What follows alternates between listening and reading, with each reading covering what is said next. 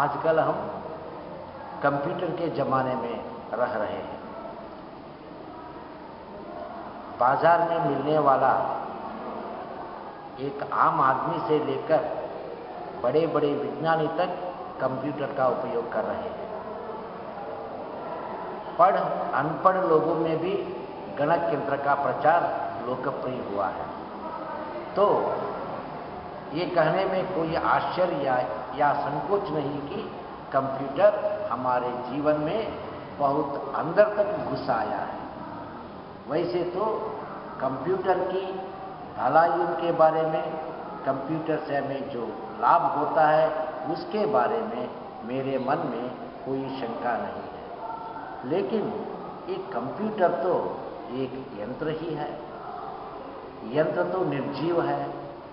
चाहे वो हमारे ज्ञान की परिधि को जितनी भी दूर तक पहुंचाए, फिर भी उसमें एक कमी रह जाती है। वो कमी क्या है? जीवंतता का लोप। कंप्यूटर तो मशीन है, वो निर्जीव वस्तु है। आप कंप्यूटर के द्वारा बड़े से बड़े पर्दे पर साहित्यकारों के चेहरे देख सकते हैं, उनकी वाणी भी सुन सकते हैं। आपका मन आह्लाद से भर भी जाता है। ये कृत्रिम साधन के द्वारा आप इतना लाभ उठा सकते हैं, तो अगर सचमुच वो जीवंत व्यक्ति ही आपके सामने आ जाए तो आपको कितना आनंद मिलेगा। मैं डंके की चोट पर कहता हूं कि आपका आनंद दुगुना क्या, तिगुना क्या, चौगुना भी होता है। इसका अर्थ ये नहीं कि गणक यंत्र या कंप्यूटर के वर्चस्व के बारे में मेरे मन में कुछ संदेह है या भ्रांतियां है। ऐसा बिल्कुल नहीं है।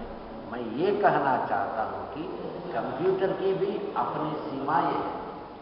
कंप्यूटर का एक स्रोत है ई बुक। आप किसी भी बुक को किसी भी समय में कंप्यूटर के द्वारा पढ़ भी सकते हैं। ठीक है, आपको उस पुस्तक खरीदने की आवश्यकता नहीं होगी। सैकड़ों रुपये देकर आप किताब को खरीदे भी नहीं, लेकिन पुस्तक का महत्व तो रहता ही है। कंप्यूटर के द्वारा अगर आप एक बुक पढ़ना चाहते हैं तो आपको कुर्सी में बैठकर कंप्यूटर के सामने होकर पुस्तक पढ़नी है।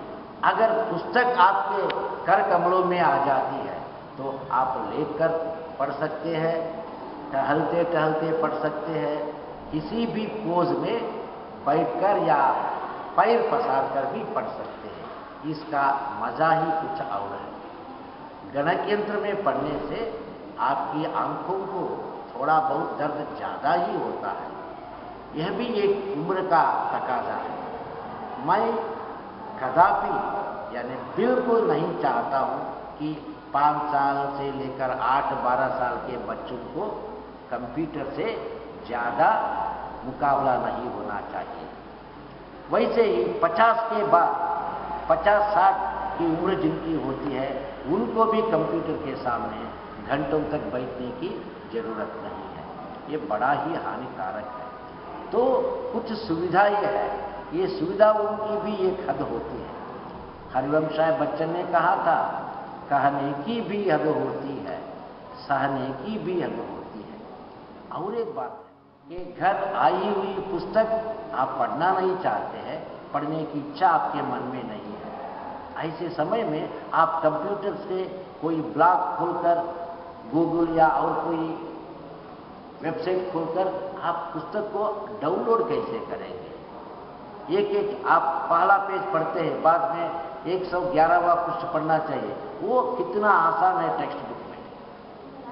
और एक बात है, मैं समझता हूं कि जब कभी मैं कोई पुस्तक हाथों में लेता हूं, तब मुझे लगता है कि मैं अपने नन्हे से कोमल बच्चे को अपनी गोद में ले बैठा हूं। तो पुस्तक का स्पर्श मेरे अंदर एक असीम आह्लाद को जन्म देता है। वो मजा या वो अलौकिक आनंद मुझे कंप्यूटर से नहीं